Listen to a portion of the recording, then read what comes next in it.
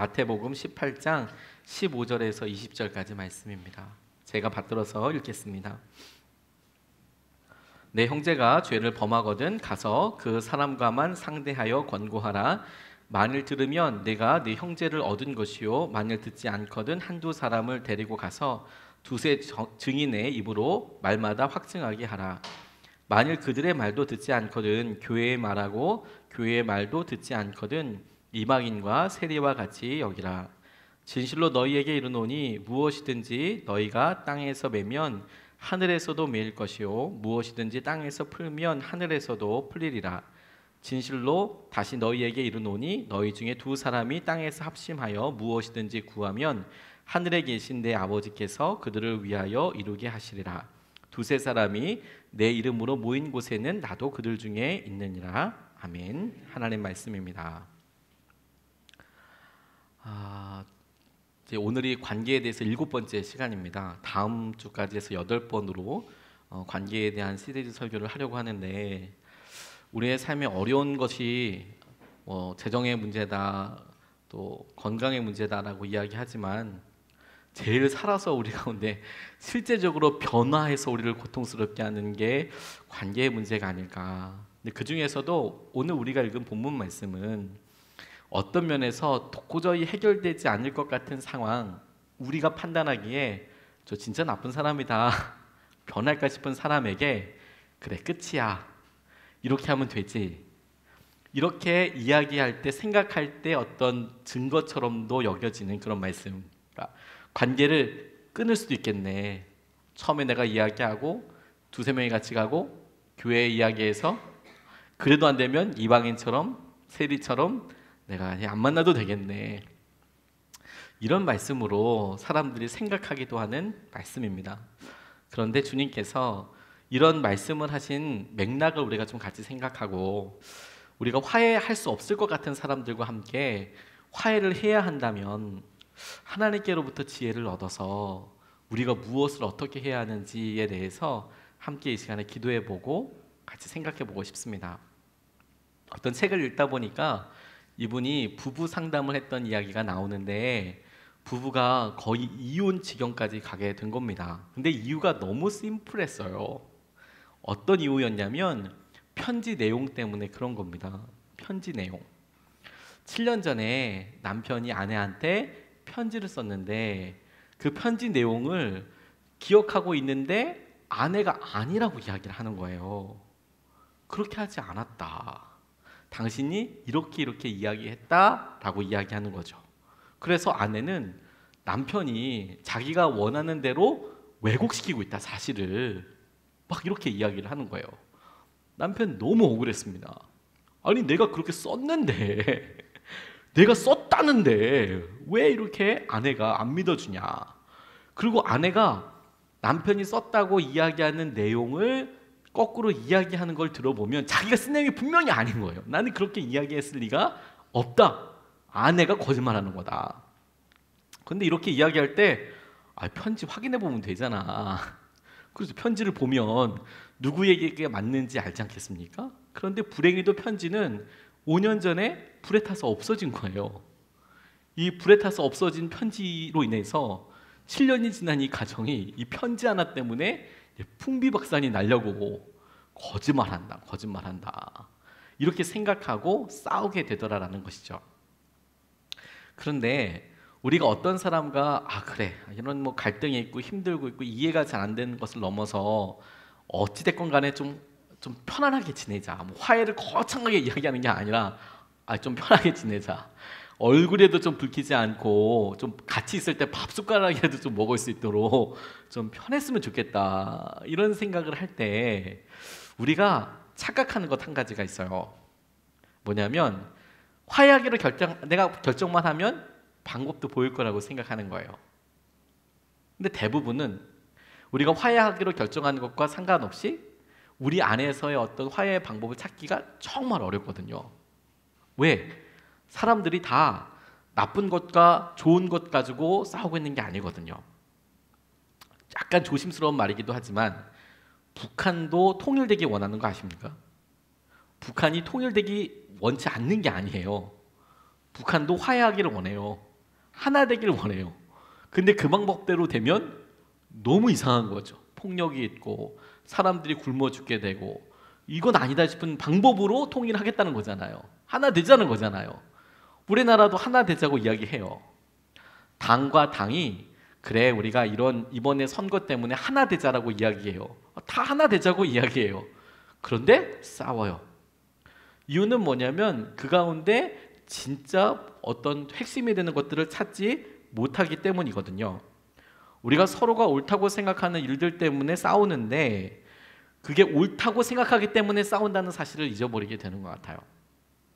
화해를 하게 될 때, 그래, 이걸 문제를 어떻게 할 거냐, 어떻게 맞이할 거냐, 이렇게 생각하기보다 오늘 말씀을 통해서 하나님께서는 그래, 관계 가운데 이런 문제가 생길 때 어떻게 우리 가운데 이끌어 주시는가, 인도하여 주시는가 질문해 봤으면 좋겠습니다. 대부분의 화해는 태도의 변화서부터 시작되는 것 같아요. 이 태도의 변화란, 그래 내가 좀 이렇게 하지 말아야겠다, 너무 불편하다, 나부터 이걸 좀 풀어야겠다, 이런 생각으로 시작을 하게 되는데, 오늘 본문 말씀에서 주님께서 우리에게 주목하시는 것을 한 3가지로 살펴보고 싶습니다. 첫 번째로, 제일 먼저 화해할 때에 하나님께서 우리에게 깨닫기 원하시는 것이 무엇이냐면, 하나님이 앞에 있는 이 사람이 인격체임을, 사람임을, 우리가 화해해야 할 대상이 문제가 아니라 사람인 것을 기억하기를 원하신다라고 저는 생각하게 됐습니다.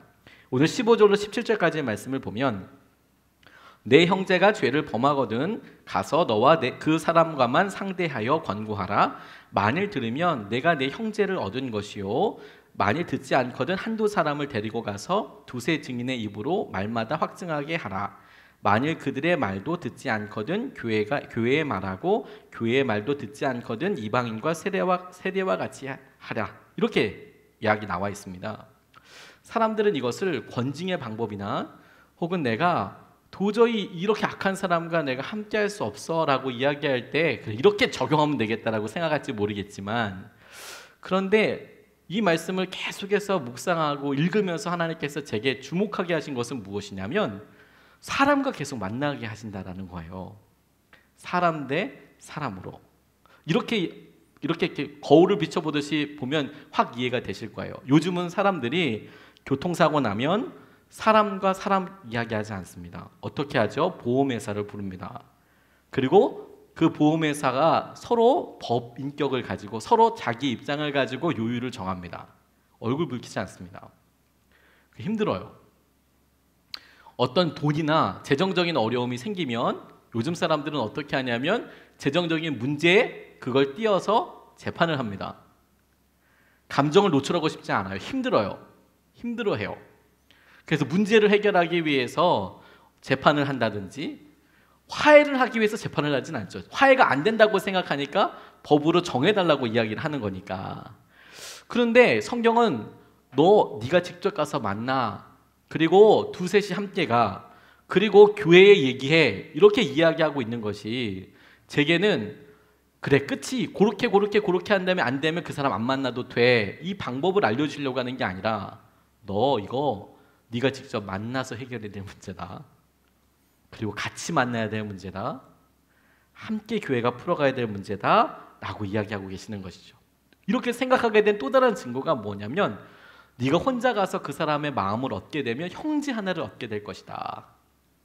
그리고 당시의 사람들이 가장 큰 죄인이라고 여겼던 사람들의 이름 나중에 하나 더 만드는 셈이 돼요. 끝까지 가서 그럼 포기해 이렇게 얘기한다면 그 사람 나쁜 사람 하면 더 늘어나는 셈이 되는 거잖아요. 형제를 얻게 된다라는 것에서, 주님께서 화해를 할 때 문제 대 사람이 아니라, 화해가 되기 위해서 그 문제가 꼭 해결돼야 돼. 그거 돈 문제 그리고 그때 그런 실수가 아무튼 꼭 규명이 돼서 아주 그냥 명명백백하게 드러나야 돼. 아주 그냥 시원하게.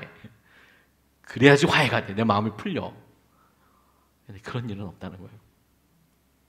화해는 사람과 사람이 하는 것이지 사람과 문제가 하는 일이 아니에요.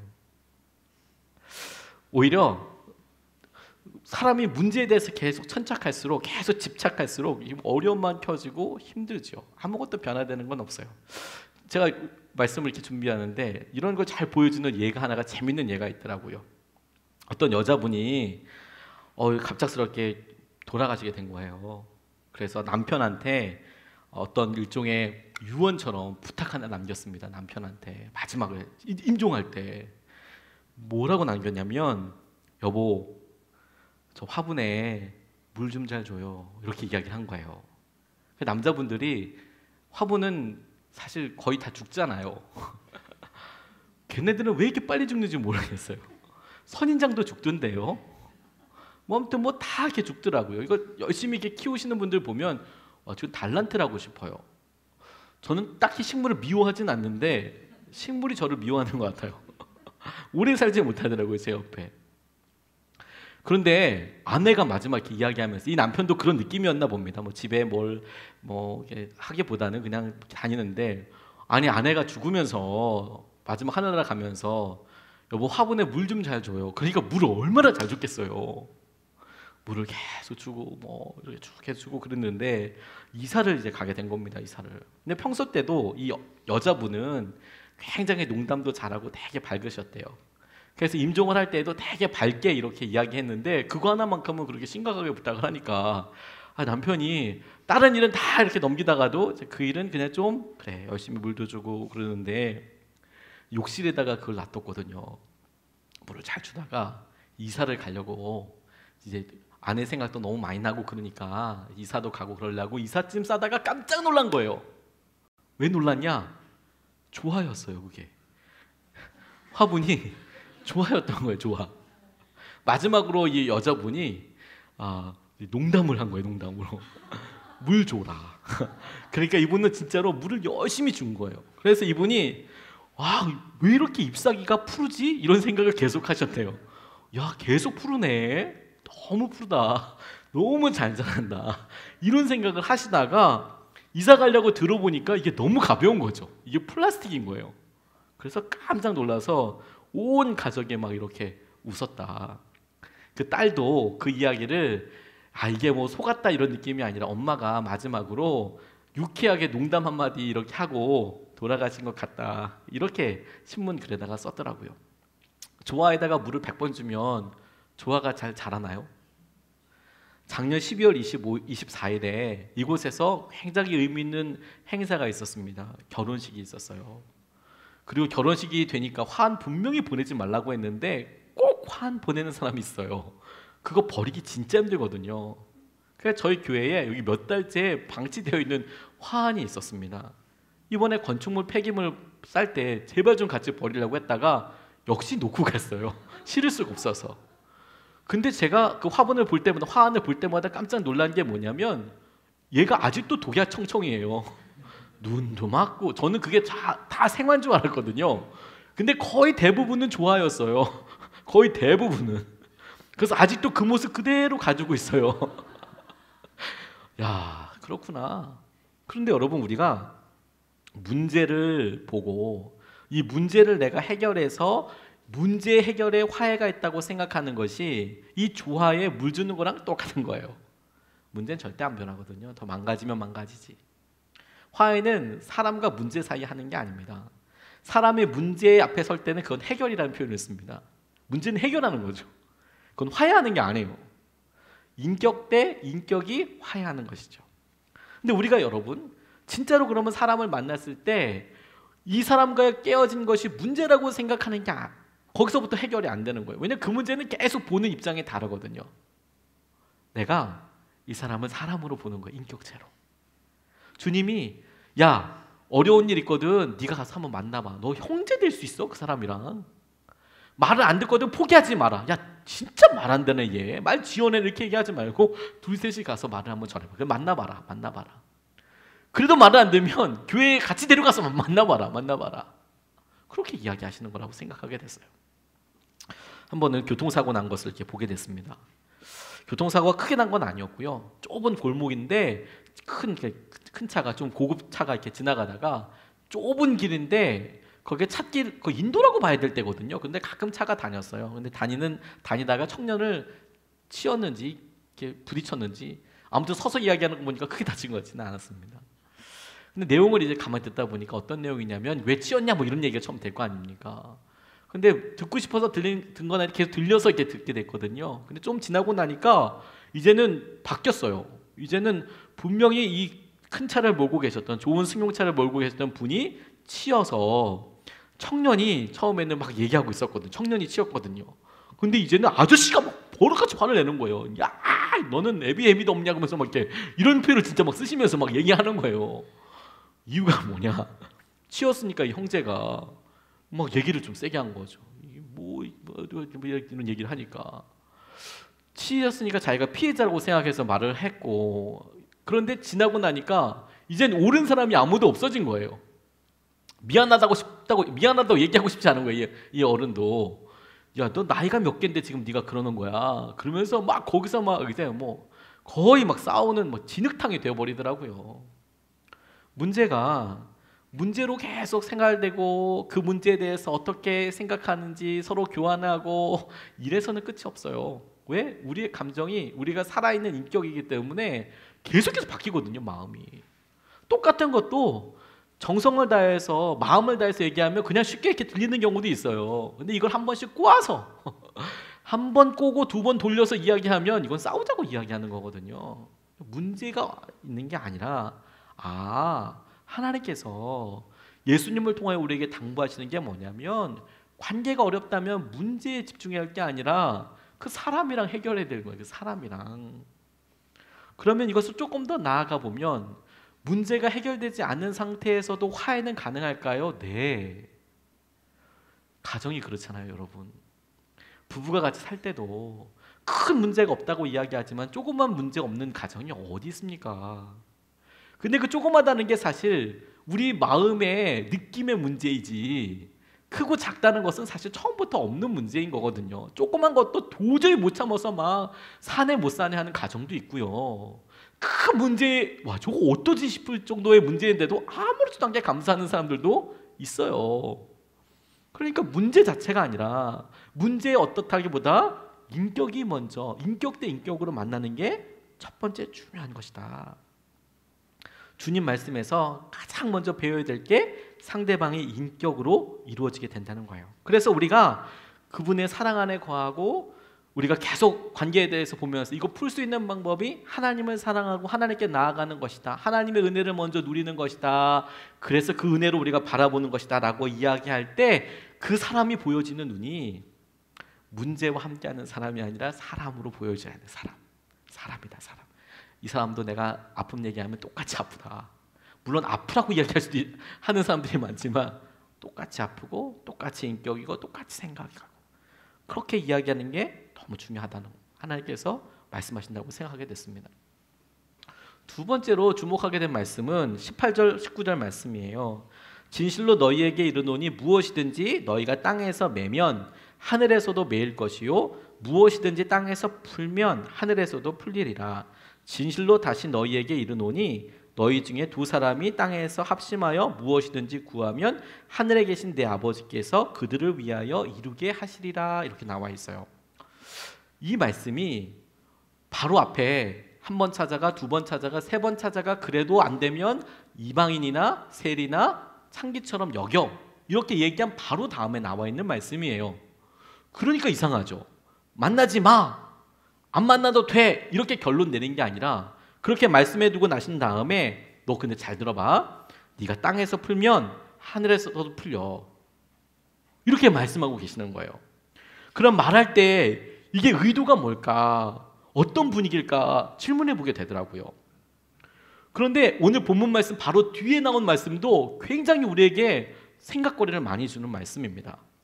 이 오늘 읽었던 본문의 바로 다음 절은 뭐냐면 베드로가 묻는 장면입니다. 마태복음 18장 21절 말씀에 그때 베드로가 나와 이르되 주여 형제가 내게 죄를 범하면 몇 번이나 용서하여 주리이까 7번까지 하오리이까 22절 말씀에 예수께서 이르시되 내게 이르노니 7번뿐 아니라 7번에 70번까지도 하라 이렇게 이야기하신 말씀이죠.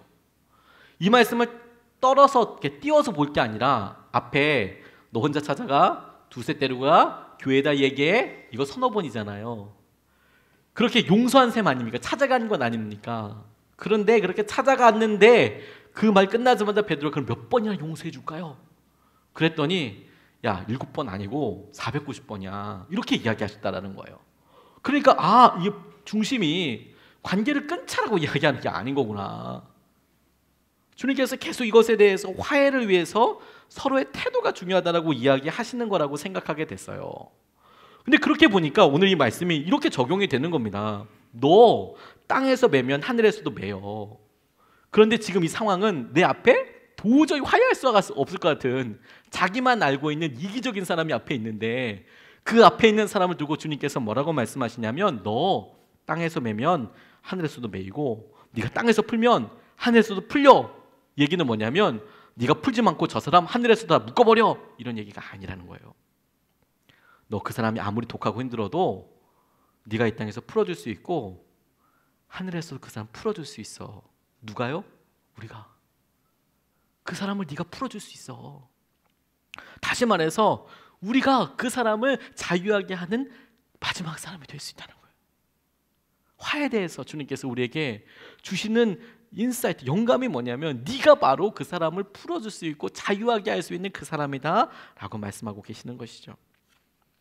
땅의 것을 풀어주면 하늘의 것이 풀어진다고 말씀하여 주셨으니까 내가 그 사람을 풀어주면 하나님께서 하늘의 것으로 그 사람도 풀어주시겠구나 라고 말씀하여 주시는 것이죠. 제게 이것이 굉장히 믿음의 도전으로 다가왔습니다.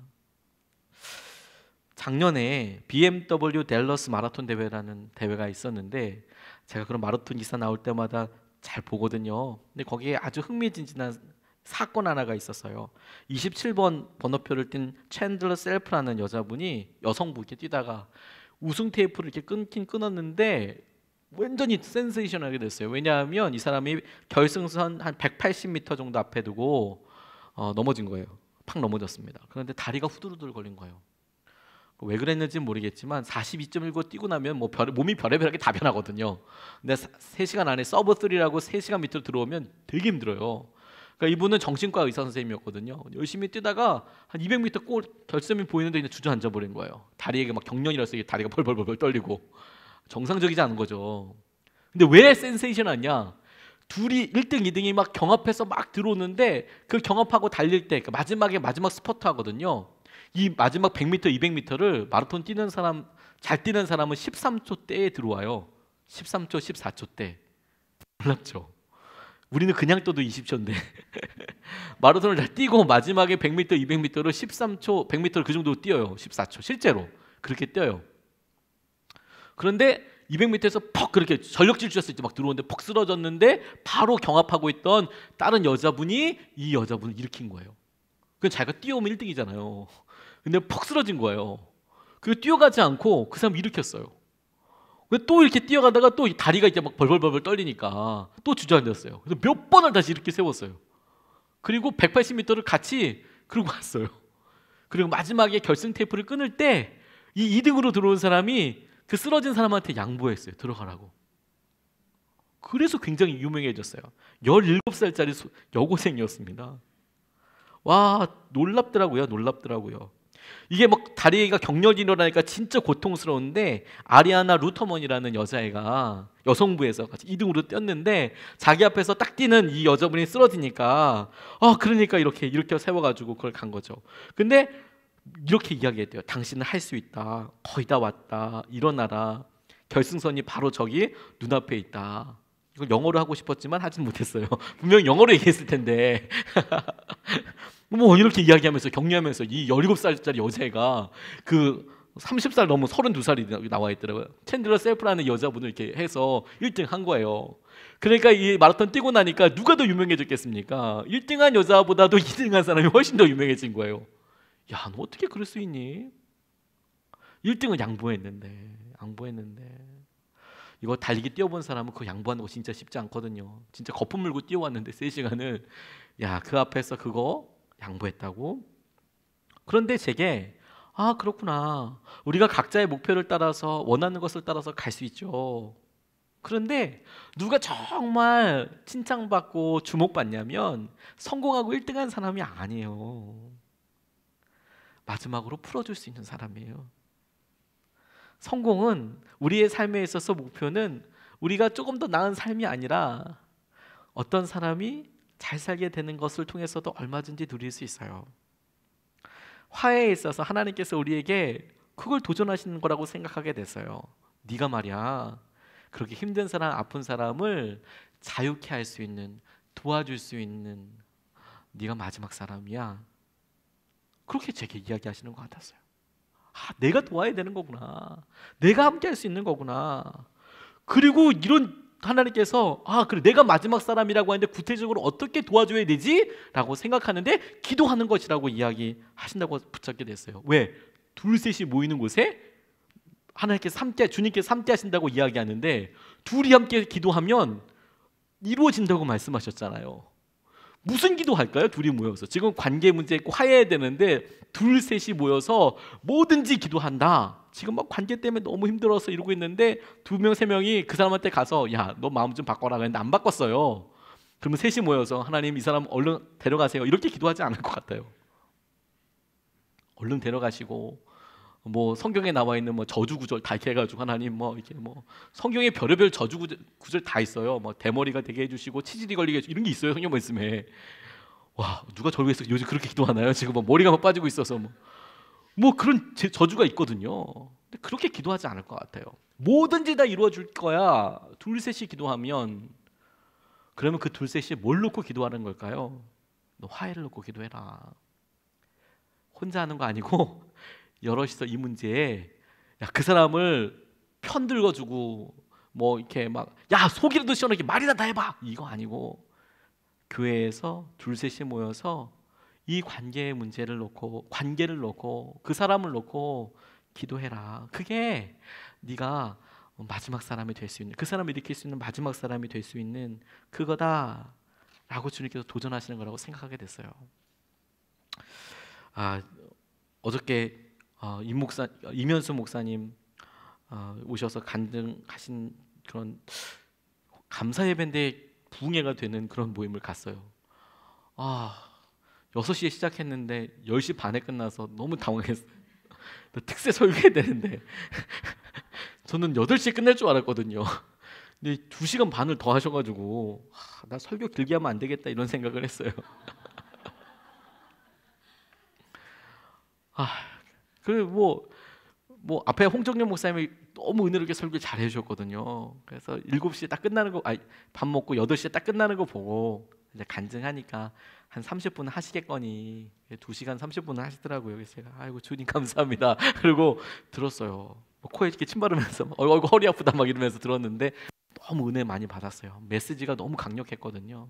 근데 이분이 여러 이렇게 있을 때 축사도 있고 막 그랬는데 거기에 축사로 나오신 분이 전 주중 대사였던 김하중 장로님이 나오셨어요. 그래서 이분 사이에 있었던 일을 이렇게 이야기하시더라고요. 2008년 1월에 이면수 목사님 처음 만나게 됐대요. 만난 게 아니라 처음 연락을 하게 됐답니다. 보통 이런 고위 공무원들이랑 연락이 잘 안 됩니다. 아무한테나 연락처 돌리지 않습니다. 그러니까 쉽지 않아요. 그런데 갑자기 자기 부하 직원이 어떤 캐나다에 있는 목사님한테 이메일을 알려달라고 하는 그런 요청이 왔다. 알려줘도 좋겠냐. 그러니까 이분이 나 모르는 사람인데 이렇게 얘기하다가 하나님께 기도하셨대요. 김하중 대사님이 알려주라 이렇게 이야기하시는 것 같아서 그 옆에 있는 그런 참사관들한테 알려주라고. 그랬더니 메일이 바로 왔답니다. 메일이 바로 뭐라고 왔냐면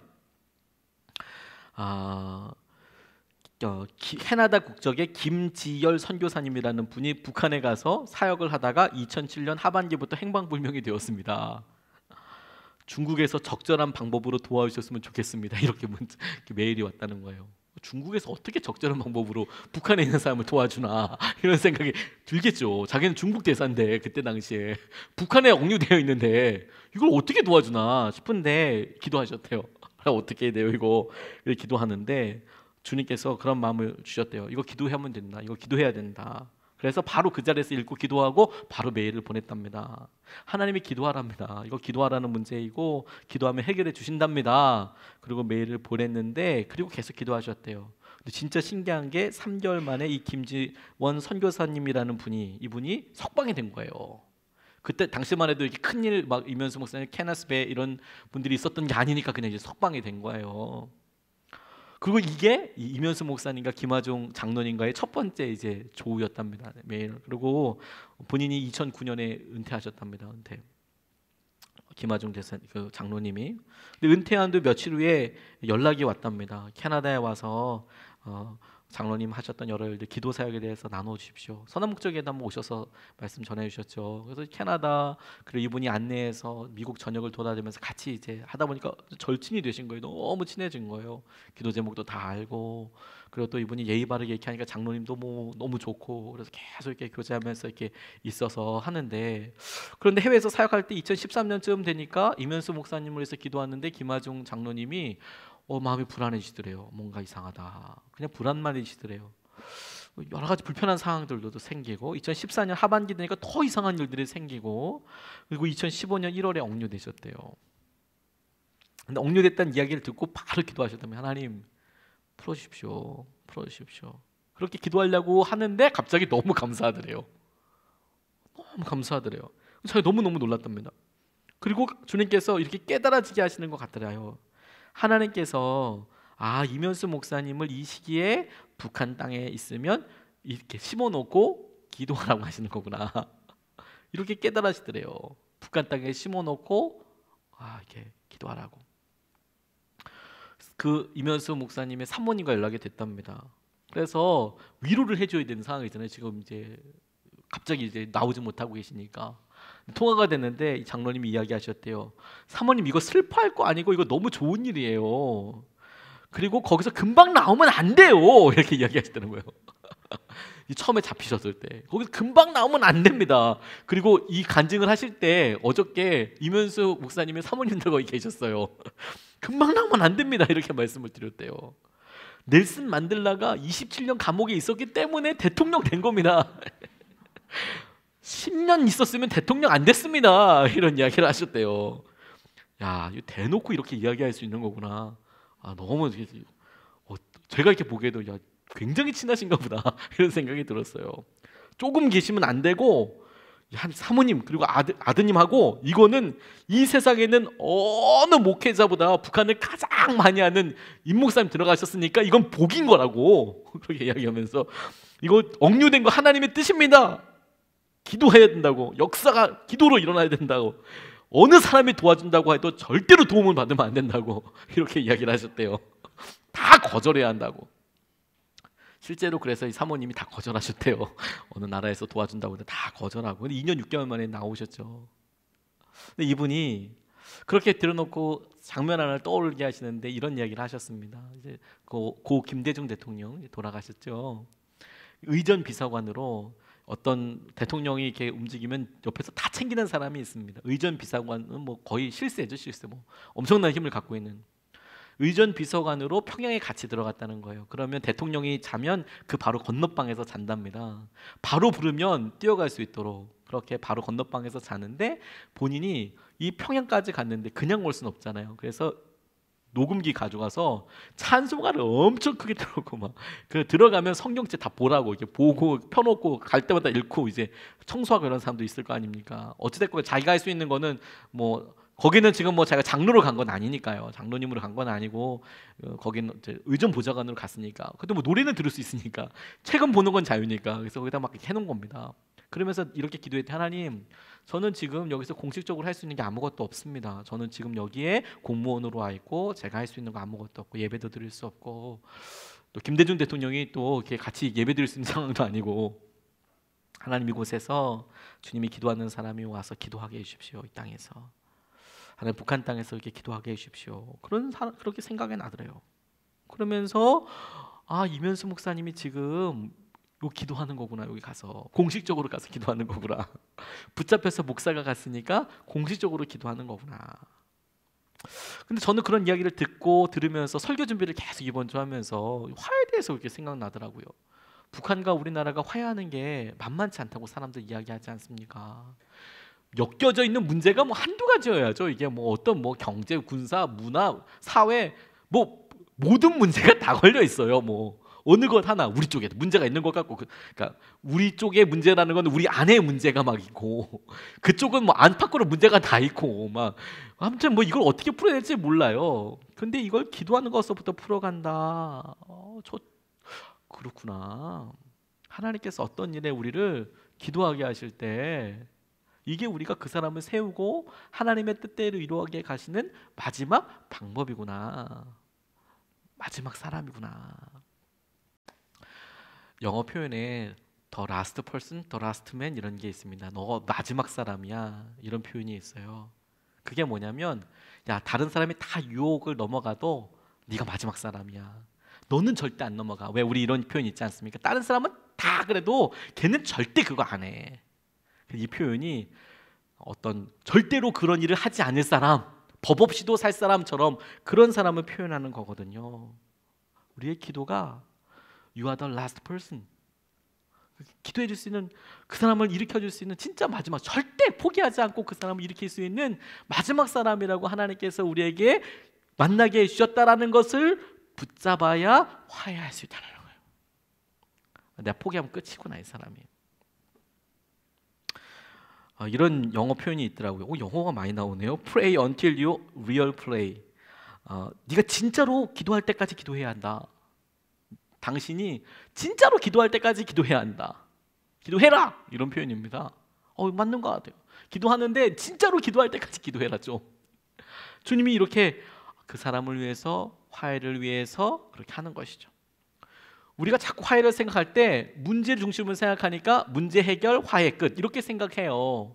그런데 그게 아니라 인격 대 인격으로 화해를 생각하면 이 화해가 결코 어떤 시점으로 문제가 빵 해결되듯이 되는 게 아니고 계속 점진적인 과정이라는 것을 인정할 수밖에 없거든요. 그러니까 기도는 그 사람을 위해서 우리가 마지막으로 자유를 줄 수 있도록 하는 이 권리인 기도는 이미 화해를 위한 믿음의 시작인 거죠. 그리고 마지막으로 주님께서 이렇게 우리에게 화해를 위해서 도전하신다라고 저는 붙잡았습니다. 20절 말씀에 두세 사람이 내 이름으로 모인 곳에는 나도 그들 중에 있느니라. 저 이거 생각해 봤어요. 두세 사람이 이렇게 있는데 지금 화해에 대해서 이야기하고 있지 않습니까? 하나님 몇 번 용서해 줄까요? 주님 이렇게 얘기하고 있는데 두세 사람이 모인 곳에 나도 그들 중에 있느니라. 처음에는 저는 그냥 공간적으로 예수님이 거기에 계시구나라고만 생각했거든요. 근데 이번에는 말씀을 준비하면서 이렇게 상상해 봤어요. 뭘 했을까? 예수님과 함께 분명히 아마 이런 얘기했어요. 쟤 진짜 나쁜 사람이요. 이런 얘기도 오고 어떻게 화해할 수 있을까? 지혜를 얻어보기도 하고 그렇게 서로 이야기할 때 주님이 그런 상황에서 그렇게 모이는 곳에 나도 있다라고 이야기하는 의미는 저라면 이렇게 생각될 것 같아요. 내 의견이 반응되도록 해줘. 예수님의 의견을 더해서 결정해라. 화해해라. 네가 네 결정과 그 사람들의 결정으로만 다수결로 해서 이렇게 하지 말고 그 의견에 예수님의 의견, 두세 사람 중에 예수님도 있다면서요. 예수님의 의견도 더해줘라. 보다 더 구체적인 순종으로 네 의견이 예수님의 의견이 되게 해라. 거기서 그 자리에서 그러면 화해한다. 화해 나갈 수 있다. 물꼬가 열린다. 다시 화해는 태도의 변화부터 온다니까요. 거기서부터 나가게 되는 거예요. 문제가 해결되는 게 아니라 태도의 변화에서부터 오는 거예요. 조지 뮬러 목사님이 하나님의 음성을 듣는 방법에 대해서 사람들과 이렇게 이야기할 때 이분이 기도응답 엄청 받았잖아요. 하나님께 기도하면 하나님께서 응답해 주시니까 그거에 대해서 어떻게 응답받냐? 하나님의 음성을 듣는 법에 대해서 이야기할 때 첫 번째 원리가 뭐였냐면 일단 자기 생각 다 끈다. 내 생각과 아이디어는 일단 끄고 본다. 내가 하고 싶은 거 나한테 이득이 올 거 이런 거 다 끊어 일단 안 한다. 다 내려놓는다. 그러면 그게 되면 90%는 거의 해결이 된대요. 문제들이. 이건 제 말이 아니라 조지 뮬러 목사님이 거의 열의 9은 그렇게 자기 자아를 내려놓고 생각을 내려놓고 나면 그러면 다 웬만하면 주님의 음성을 분별하게 되더라. 그리고 나머지 여러 가지 뭐 이런 게 있지만 그게 제일 중요하다. 이런 이야기 하셨거든요. 근데 화해로 나갈 때 탐 마샬이라는 분도 화해 나아가는 단계들에 대해서 이렇게 이야기하더라고요. 제가 한번 읽어드릴게요. 화해로 나아가는 단계. 1단계, 요구사항을 의도적으로 내려놓으라. 그러니까 내가 하고 싶은 거 일단 내려놔라. 문제 이거 내려놔라. 2번째, 마음을 열고 기다려봐라. 3번째, 회개와 겸손한 태도로 멀어진, 소원해진 관계에 대해 용서를 구하고 용서해라. 4번째, 십자가에 화해케 하는 역사를 믿어라. 안 될 것 같은데 일단 믿어봐라, 십자가를. 5번째, 서로를 받아들이기 위해 변화가 필요함을 너 스스로 인정해라. 너도 변해야 돼. 너도 걔만 변해도 되는 게 아니라 너도 변해야 돼. 이거 믿어봐라. 6번째 단계, 어떤 변화가 필요한지 너 스스로 한번 생각해봐라. 이건 이분이 그냥 추천한 거예요. 그런데 역시 첫 번째 요구사항에 저는 첫 번째 단계가 제일 마음에 와서 닿았어요. 의도적으로 네 생각 좀 내려놔봐라. 너의 요구사항을, 문제에 대한 너의 요구사항을 일단 내려놓고, 그 문제가 해결 안 되면 나 절대 얘기할 수 없어. 그 사람이랑 마주할 수 없어. 이건 배신이거든. 이렇게 하지 말고 요구사항을 일단 내려놓고 일단 끄고, 딱 그 생각 끄고 만나라. 사람을 만나보고 얘기해봐라. 이 문제에 대해서 예수님이 의견을 더 하고 싶으신 거거든요. 이제 내 의견이 없어야. 제가 시골에서 목회할 때 시골에서 수련회를 갔어요. 고사리 교회에서 중고등부 수련회라고 할 수 없는 중고 유초등부 모든 교회 학교가 수련회 갔어요. 뭐 그래봐야 봉고차 하나 다 타고 또 짐도 다 실어도 되거든요. 한 뭐 4명 5명 그렇게 타고. 그렇게 시골에서는 수련회 어디 가는 줄 아십니까? 서울 와요. 서울. 서울 옵니다. 저 진짜 서울 왔어요. 서울 어디 가게요? 서남목자교회 갔어요. 서남목자교회. 집회는 해야 될 거 아니에요. 저녁 집회는. 서남목자교회 왔어요. 1박 2일이었는데 저녁 집회는 서남목자교회 가자. 화요 모임 왔어요. 당시에는 예수전도단이라는 그 젊은 분들이 그 서남목자교회 본당에서 예배드렸거든요. 저 사실 그때 너무 은혜 받았어요. 우리 애들 너무 떠들었어요. 저는 시골에서 목회하면서 다른 건 다 되는데 이 찬양은 혼자서 안 되거든요. 그래서 그 교회 사이트에 들어가서 찬양 같이 회중 찬양 부르는 거 보고 정말 정신 나간 사람처럼 같이 크게 따라 부르고 그랬어요. 같이 찬양하는 것처럼. 이게 뭐 별별 짓을 다 해봤고, 혼자서 기타도 쳐보고 뭐 찬송가를 처음부터까지 다 해도 그거 몇 시간 안 걸려요. 하루는 24시간이잖아요. 진짜 길어요. 그렇게 막 360을 되니까 뭐 이거 할 게 없는 거예요. 뭐 찬송가 처음부터까지 다 해도 새벽 예배부터 시작해도 9시 이전에 다 끝나요. 그럼 할 게 없어요. 그럼 성경 통독 막 일주일에 막 2주일에 한 번씩 해도 12시면 다 끝나요. 뭐 할 게 없어요. 신방 30분이면 돼요. 뭐 다 할 게 없어요. 와, 뭐 산에 있는 잡초 다 뽑아도 될 만큼 아무튼 시간이 엄청 많았어요. 근데 찬송이 안 되는 거예요. 찬송이. 선한목적에 왔는데 너무 좋더라고, 예수전도단.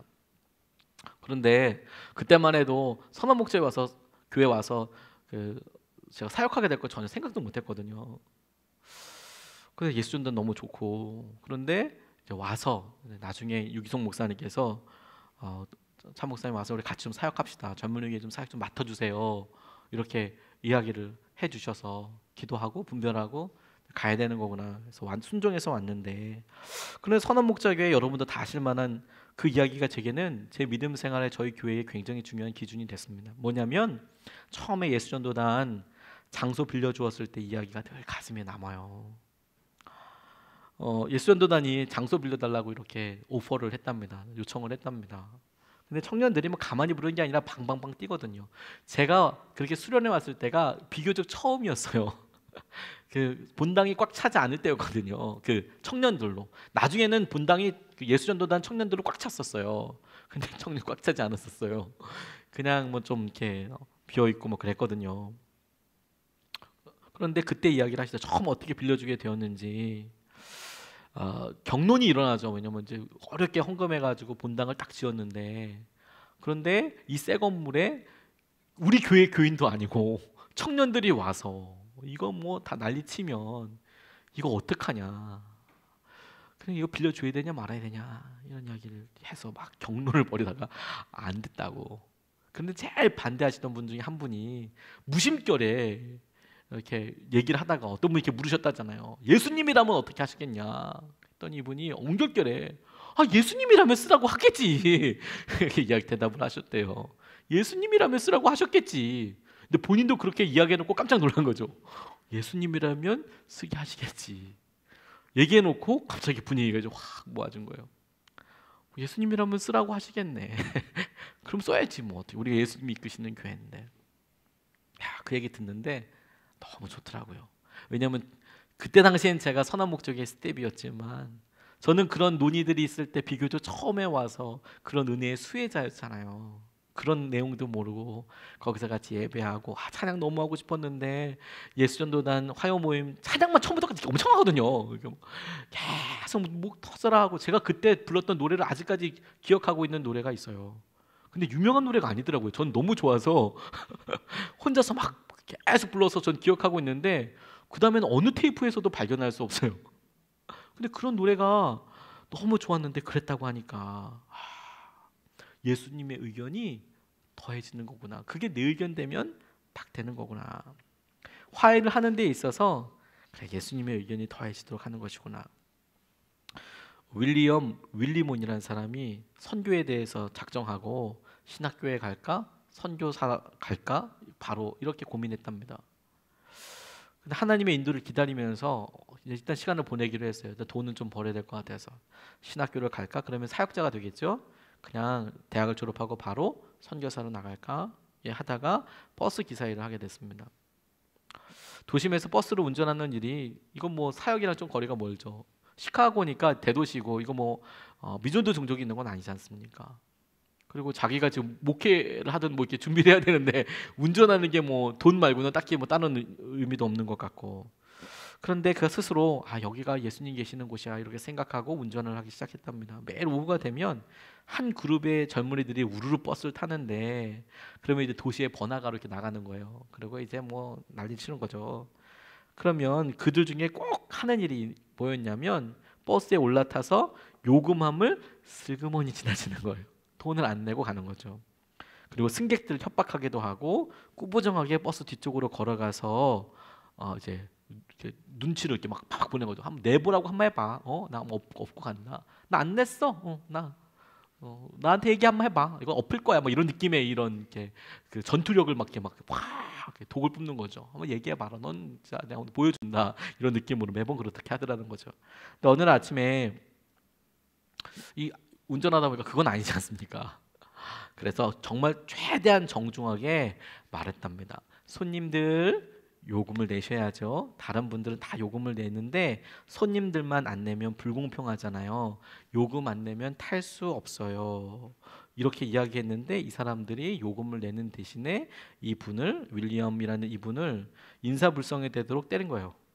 피가 철철 나도록 밤쯤 정말 죽은 거 아닌가 싶을 정도로 팬 겁니다. 그룹으로 그냥 때린 거예요. 그래서 경찰이 그 가해자들을 바로 체포해서 폭행죄로 이제 직결 처분 넘어가게 되는 거죠. 미국은 그런 거 되게 철저하거든요. 더군다나 지금 문제가 있는 게 아니라 그 사람들이 돈을 안 내고 이 사람은 운전하고 있는 사람이고 거기 안에 버스 안에 탔던 사람들이 다 증인이고 이게 나쁜 사람이다 이 사람 진짜 이 사람들 그렇게 이야기하고 있고 그래서 한 달 후에 재판이 있게 되는데 이 버스 기사가 이제 증인으로 소환된 거예요. 아직도 붕괴때도 감고 있고 근데 이 사람이 한 달 정도 이렇게 있으면서 계속 고통스러웠다는 게 전혀 의외의 것이 고통스러웠대요. 뭐가 고통스러웠냐면 내가 그리스도인으로 실패했다는 생각이 들어서 힘들었대요. 아직 누구에게도 내가 복음을 전해본 적도 없는데 여기서 이렇게 막 끝나 있고 이게 뭔가 싶은 생각이 들었던 거죠. 피고 측 변호사들이 얘네들 지금 폭행한 애들 고등학생인데 유죄 판결 받으면 졸업도 못하고 범죄 기록이 평생 따라다닐 거니까 제발 좀 선처해달라고 변호사들은 그렇게 이야기하죠. 그런데 이게 사항에 너무 말도 안 되고 돈도 안 되려고 하고 미국은 정직한 사회 표방하고 있는데 요금 안 내고 요금 내라고 했다고 기사 패고 이거 말이 안 되죠. 이거는 그러니까 이거는 안 된다. 이거는 판사가 냉정하게 막 이야기를 하고 있는데 판결을 내리기 전에 판사가 버스 기사를 향해서 물었대요. 뭐라고 물었냐면 어떻게 해주면 당신이 행복하겠습니까? 내가 그거 들어줄게요. 판사가 내가 어떻게 하면 어떻게 선고를 내려주면 당신 마음이 시원하겠습니까? 당신 기분이 더 좋아지시겠습니까? 이 불량배들에게 고통당한 사람으로서 한번 말씀해 보십시오. 그 말은 형량을 확 늘려줄까요? 아니면 뭐 보석금 이런 거 없이 바로 넣을까요? 뭐 이런 거 아니겠습니까? 그런데 이 사람이 그렇게 고민하다가 이런 말을 했다는 거예요. 제가 가장 행복해지는 길은 그들 대신 감옥에 들어가 형을 살고, 그래서 그들이 다시 돌아가서 학교를 마치고 더 잘 되는 것입니다. 이렇게 대답을 했다는 거예요. 그 판사가 못 믿겠다는 듯이, 그건 말도 안 됩니다. 정말 비현실적이고 어처구니가 없네요. 당신처럼 말한 거 말하기도 하고 또 그렇게 행동하는 사람을 본 적이 없습니다. 이렇게 이야기했더니 윌리엄이 이렇게 이야기했답니다. 아니요, 그분이 하셨어요. 그분이 그렇게 하셨어요. 주님이 그렇게 하셨죠. 화해하는데 화해는 문제랑 하는 게 아니라니까요. 화해는 사람이랑 하는 거죠. 주님이 우리를 용서하셨잖아요. 우리를 용서하셨어도 우리가 세상에서 죄를 진 걸 있으면 다 책임져야 합니다. 세상에서 지는 것은 당연히 사회법대로 다 져야죠. 주님이 그걸 용서해 주신 건 아니지 않습니까? 주님 앞에 죄진 것을 우리가 용서받았죠. 그런데 여러분, 우리가 사람들과 화해할 때 그분은 그렇게 하시더라고요.